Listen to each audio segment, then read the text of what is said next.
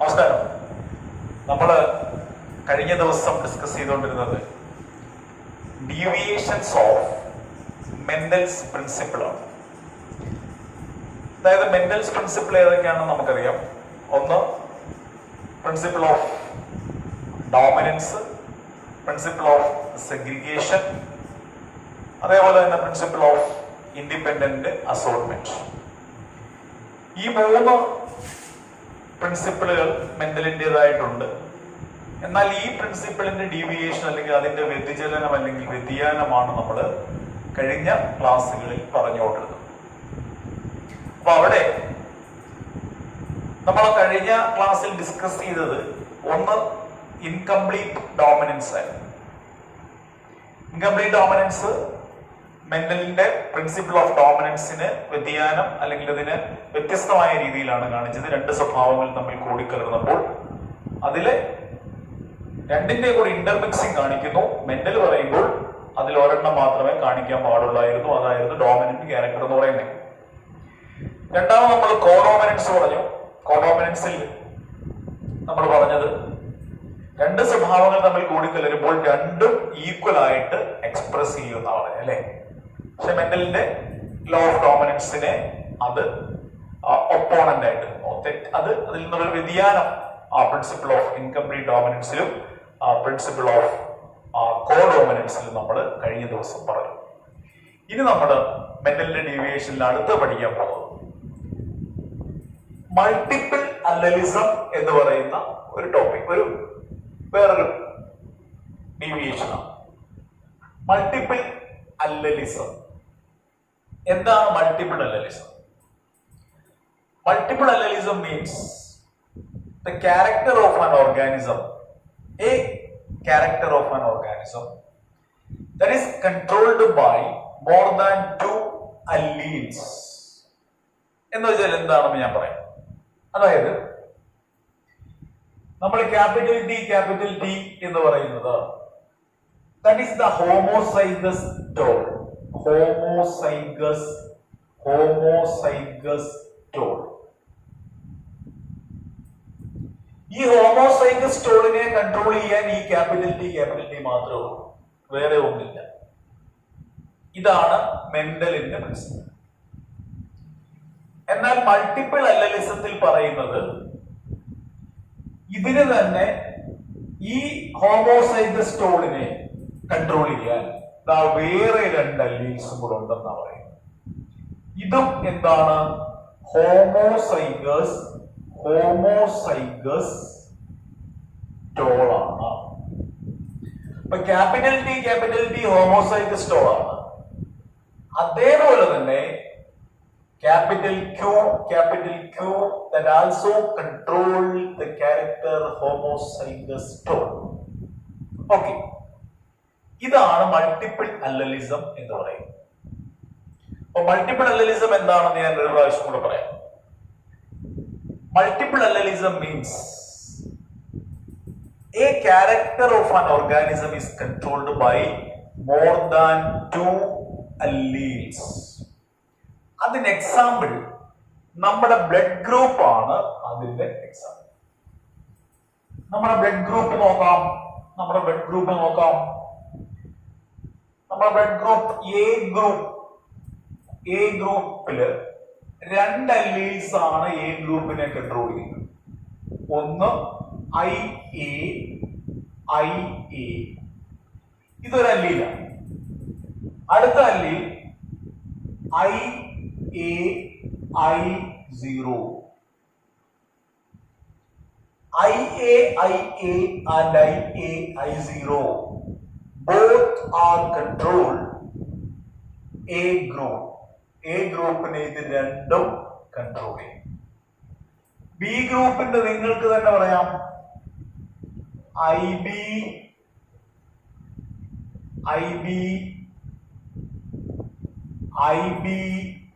I0. ഇവിടെ A ഗ്രൂപ്പിന്റെ antigen A ആണ്, ബി ഗ്രൂപ്പിന്റെ ആന്റിജൻ ബി ആണ്. ഇനി നമുക്കുള്ളത് എ ബി ഗ്രൂപ്പ് ആണ്. അതിന്റെ അല്ലീൽസ് IA IB മാത്രമേ ഉള്ളൂ. അപ്പൊ എ ബി ഗ്രൂപ്പ് എന്ന് പറയുന്നത് മൾട്ടിപ്പിൾ അല്ലലിസത്തിന് എക്സാമ്പിൾ അല്ല.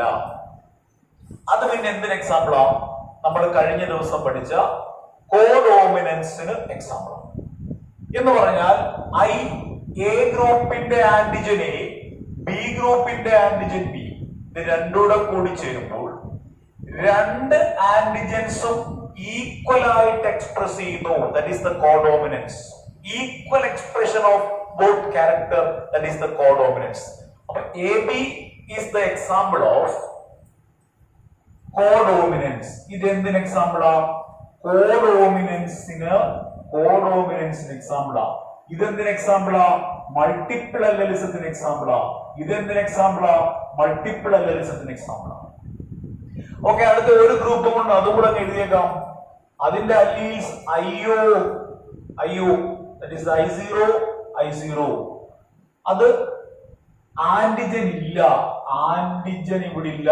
ആന്റിജൻ ആബ്സെന്റ് ആണ്. ഇതാണ് മൾട്ടിപ്പിൾ അല്ലലിസത്തിന് നിങ്ങൾക്കുള്ള എക്സാമ്പിൾ. മൾട്ടിപ്പിൾ അല്ലലിസത്തിന് യഥാർത്ഥത്തിലുള്ള എക്സാമ്പിൾ രണ്ടെണ്ണേ ഉള്ളൂ നമ്മുടെ ബ്ലഡ് ഗ്രൂപ്പിൽ. അത് ഏതൊക്കെയാ?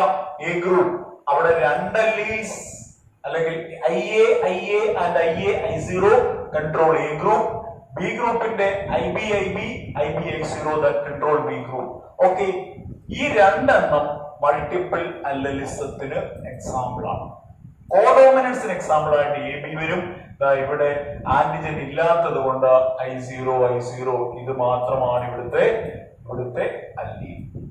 ഓക്കെ, ഇതുമായിട്ട് ബന്ധപ്പെട്ട ഒരു പ്രോബ്ലം നമുക്ക് ചെയ്തു നോക്കാം. പ്രോബ്ലം എന്താണെന്ന് നോക്കാം.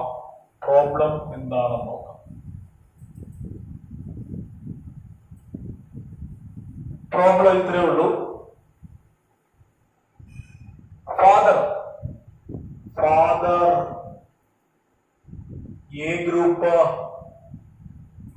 Mother B group. The possibilities of child's birth blood group. ചൈൽഡിന്റെ ബ്ലഡ് ഗ്രൂപ്പുകൾ ഏതൊക്കെയാണ്? അതിന്റെ പോസിബിലിറ്റീസ് ഉള്ള ബ്ലഡ് ഗ്രൂപ്പുകൾ ഏതൊക്കെയാണ്? അപ്പൊ എ ഗ്രൂപ്പുള്ള അച്ഛനും ബി ഗ്രൂപ്പുള്ള അമ്മയ്ക്കും ഉണ്ടാവുന്ന കുട്ടിയുടെ സാധ്യതാ ബ്ലഡ് ഗ്രൂപ്പുകൾ ഏതൊക്കെയാണെന്നാണ് ഇവിടുത്തെ ചോദ്യം. നമുക്ക് എങ്ങനെ എഴുതാം? ഫാദറിന്റെ അല്ലീൽസ് നമുക്ക് എഴുതാം.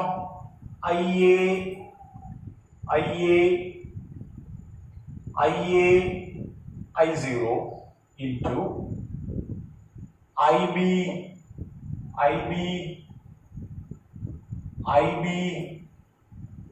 I0. ഓക്കെ, നമുക്ക് ഇനി നോക്കാം. 1 2 3 മൂന്നെണ്ണം ഒരുപോലെ കിടക്കുന്നതുകൊണ്ട് നമുക്ക് ഒരെണ്ണം എഴുതിയാൽ മതി. IA0 into മൂന്നെണ്ണം ഒരുപോലെ കിടക്കുന്നതുകൊണ്ട് ഒരെണ്ണം എഴുതിയാൽ മതി. IB I0. ഓക്കെ, ഇനി നമുക്ക് ക്രോസ് ചെയ്യാം. IB I0 IB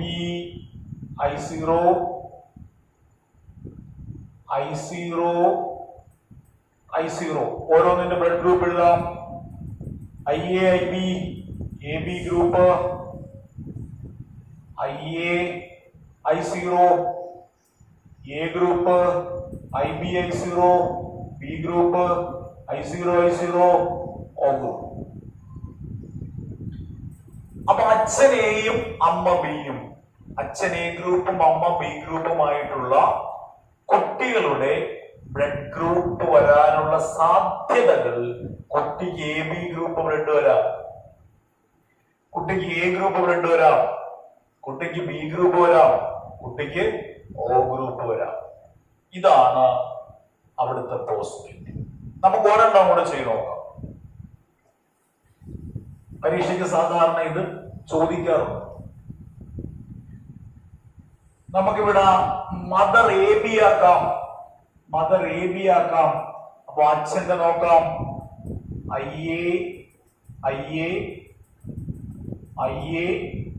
I0 into mother IB. മൂന്നെണ്ണം ഒരുപോലെ എടുക്കുന്നുണ്ട്, നമുക്ക് ഒരെണ്ണം മതി. IA I0 into IA IB. Okay, IA IA IA IB IA I0 IB I0. Group എഴുതാം. A group, AB group, A group, B group. അപ്പൊ നമുക്കറിയാം ഇവിടെ കിട്ടുന്ന ഗ്രൂപ്പുകൾ എ, AB, ബി. ഇവിടുത്തെ ഇമ്പോസിബിലിറ്റി, കുട്ടിക്ക് ഒരു കാരണവശാലും അച്ഛൻ എയും അമ്മ AB-യും ആണെങ്കിൽ കുട്ടിക്ക് ഒരു കാരണവശാലും ഉണ്ടാകാത്ത ഗ്രൂപ്പ് ഏതാണെന്ന് ചോദിച്ചാൽ that is O group. Impossibility O group, possibilities A, AB. Okay, നമ്മൾ ഇനി അടുത്ത ഒരു കോൺസെപ്റ്റിലേക്ക് വരാൻ പോകും. അടുത്ത കോൺസെപ്റ്റ്, അടുത്ത ഡീവിയേഷനില്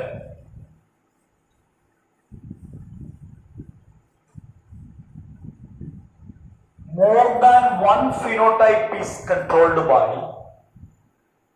more than one phenotype is controlled by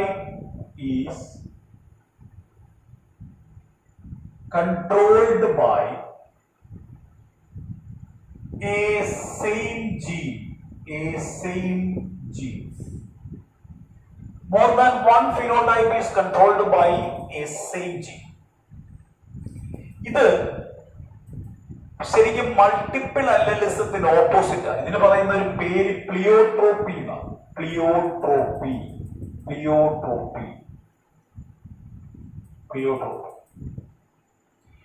ഇത് മൾട്ടിപ്പിൾ അല്ലലിസത്തിന് ഓപ്പോസിറ്റ് ആണ്. മൾട്ടിപ്പിൾ അല്ലലിസം എന്താ പറഞ്ഞത്? നമ്മളവിടെ ഹോമോസൈഗസ് സ്റ്റോൾ, അതിന് രണ്ട് ഹോമോസൈഗസ് സ്റ്റോളിന് ഞാൻ പറഞ്ഞു ഒരു രണ്ടെണ്ണം വരാമെന്ന് പറഞ്ഞു അല്ലെ. Capital D, capital T, capital T, capital Q, capital Q വന്നാൽ ഇത് രണ്ടും ടോളിനെയാണ് കൺട്രോൾ ചെയ്യുന്നതെങ്കിൽ, ഹോമോസൈഗസ് സ്റ്റോളിനെയാണ് കൺട്രോൾ ചെയ്യുന്നതെങ്കിൽ ദാറ്റ് ഈസ് മൾട്ടിപ്പിൾ അല്ലലിസം. ഇവിടെ ക്യാരക്ടർ ഒന്നാണ്. alleles more than two alleles ആണ് ഈ ഒരു ക്യാരക്ടറിനെ കൺട്രോൾ ചെയ്തെങ്കിൽ അതിനെ വിളിച്ച പേരാണ് നമ്മൾ മൾട്ടിപ്പിൾ അല്ലലിസം എന്ന് വിളിച്ചത്. എന്നാൽ ഇവിടെ ഈ പറഞ്ഞ നിങ്ങളൊന്ന് വായിച്ചു നോക്കി, more than one phenotype is controlled by a same gene എന്ന് പറഞ്ഞു. more than one phenotype is controlled by a same gene. അപ്പൊ ഇങ്ങനെ വരുമ്പോൾ നേരെ തിരിയുക, ക്യാരക്ടർ ഒത്തിരി വരും. ഇപ്പൊ ഇവിടെ ക്യാപിറ്റൽ ടി എന്ന് പറയുന്നത് ടോളിനെ കൺട്രോൾ ചെയ്യുന്നതോടൊപ്പം തന്നെ സൈസിനെയും കൂടെ കൺട്രോൾ ചെയ്താൽ, അതിന്റെ വലിപ്പത്തെ കൂടെ കൺട്രോൾ ചെയ്താൽ അതിന്റെ സൈസ് എത്രയാണ്, അല്ലെങ്കിൽ അല്ല നമുക്ക് ഇതിനെ മാറ്റാം, വേറൊരു ക്യാരക്ടർ കൊടുക്കാം, അതിന്റെ colour. Capital T is controlled tall and color. Both character is controlled by a single gene or a pair of alleles. That is called pleiotropy, or more than one phenotype is controlled by a same gene. ഇതിന്റെ example ഒരു P പ്ലാന്റ്സിന്റെ അവിടെ രണ്ട് alleles ആണ്. ആ P പ്ലാന്റ്സിലെ example P plant ആണ്. P പ്ലാന്റിലെ ആ പയർ വിത്തിലുള്ള ആ പീ പ്ലാന്റ്സിലെ രണ്ട് അല്ലീൽസ് ആണ്. ഒന്ന് ക്യാപിറ്റൽ ബി, രണ്ട് small B. Capital B, small b. Capital B control large amount of starch production. small b, that is small amount of starch production.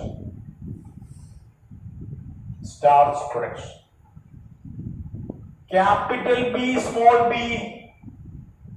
intermediate amount of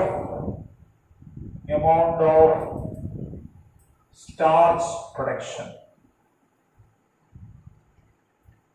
ഇവിടെ ഇതേ same അല്ലിയിൽ തന്നെ അതിന്റെ seed ഷേപ്പിലും അതിനെ control ചെയ്യുന്നു. അപ്പൊ രണ്ട് ക്യാരക്ടറായി. ഒന്ന് പ്രൊഡക്ഷൻ ഓഫ് സ്റ്റാർച്ച്, രണ്ട് സീഡ് ഷേപ്പ്. സീഡ് ഷേപ്പ് നമുക്ക് നോക്കാം. ക്യാപിറ്റൽ ബി ഇതേ അല്ലിയിൽ തന്നെയാണ് എന്ത് ചെയ്യുന്നത്? സീഡിന്റെ ഷേപ്പ് കൺട്രോൾ ചെയ്യുന്നത്. That is round. അത് കഴിഞ്ഞിട്ട് സ്മോൾ ബി റൗണ്ട് ഷേപ്പ് ആണ് സീഡിന്, round shape seed. B wrinkled shape seed. Wrinkled shape seed ആ പയർ വിത്ത് ചുളുങ്ങിയിരിക്കുന്ന പയർ വിത്ത്. ക്യാപിറ്റൽ ബി ആണെങ്കിലോ that control the round shape seed. ഇനി ഒരു പോസിബിലിറ്റി കൂടിയില്ലേ? Capital B, small B, that is round shape. ഇവിടെ രണ്ട് കാര്യങ്ങളാണ്. ഒന്ന് മെൻഡലിന്റെ പ്രിൻസിപ്പിളിന്റെ ഡീവിയേഷൻ ആയിട്ടുള്ള കാര്യം. മെൻഡലിന്റെ പ്രിൻസിപ്പിളിന്റെ ഡീവിയേഷൻ ഇവിടെ എന്താവുന്നത്? Large amount of starch production, small amount of starch production. Capital B small B ആയപ്പോൾ മെൻഡലിന്റെ പ്രിൻസിപ്പിൾ അനുസരിച്ച് എന്താ വരേണ്ടത്? ലാർജ് എമൗണ്ട് ഓഫ് സ്റ്റാർച്ച് അല്ലേ വരണ്ടേ? കാരണം capital B is the dominant. എന്നാൽ അതല്ല വന്നത്, intermediate amount of starch production ആണോ? ഇന്റർമീഡിയറ്റ് പ്രൊഡക്ഷൻ ഓഫ് സ്റ്റാർച്ച് ആണ് വന്നതെങ്കിൽ അവിടെ എന്തായിരുന്നു സംഭവിച്ചത്? അവിടെ ഇൻകംപ്ലീറ്റ് ഡോമിനൻസ് എന്ന് പറയുന്ന ആ പ്രതിഭാസം അല്ലെങ്കിൽ ഒരു പ്രോസസ് ആണ് അവിടെ വന്നത്. ഓക്കെ. എന്നാൽ അതേ പ്ലാന്റിൽ തന്നെ സെയിം അല്ലിയിൽ controlled another character, that is the shape of the seed. Shape of the സീഡിൽ മെൻഡലിന്റെ പ്രിൻസിപ്പിൾ ആണ് ഫോളോ ചെയ്യുന്നത്. Capital B that is the round. Small b that is the wrinkled. Capital B small b principle of dominance കാണിച്ചു, round shape. അപ്പോൾ എന്താണ് more than one phenotype controlled a same gene എന്ന് പറഞ്ഞാൽ? നമ്മൾ multiple അലലിസത്തിന്റെ opposite.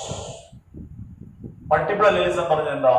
The character of an organism is controlled by more than two alleles. Pleiotropiൽ പറയുന്നത് എന്താ? A pair of alleles control more than two characters. ഒരു ജോഡി അല്ലീലുകൾ അല്ലെങ്കിൽ ഒരു same gene that control more than two character, that is the pleiotropy, or more than one phenotypes controlled by a same gene, that is the pleiotropy. Okay, നമ്മൾ ഇനി ആ deviations ഇവിടെ വെച്ച് അവസാനിച്ചു. ഇനി ക്രോമസോം തിയറി ഓഫ് ഇൻഹെറിറ്റൻസ് ആണുള്ളത്. ആ chromosome theory of inheritance എന്ന് പറഞ്ഞ പുതിയൊരു ഭാഗമാണ്. അത് നമ്മൾ അടുത്ത ക്ലാസ്, അടുത്ത ലിങ്കിൽ അത് ഉണ്ടാവും. Okay, good night.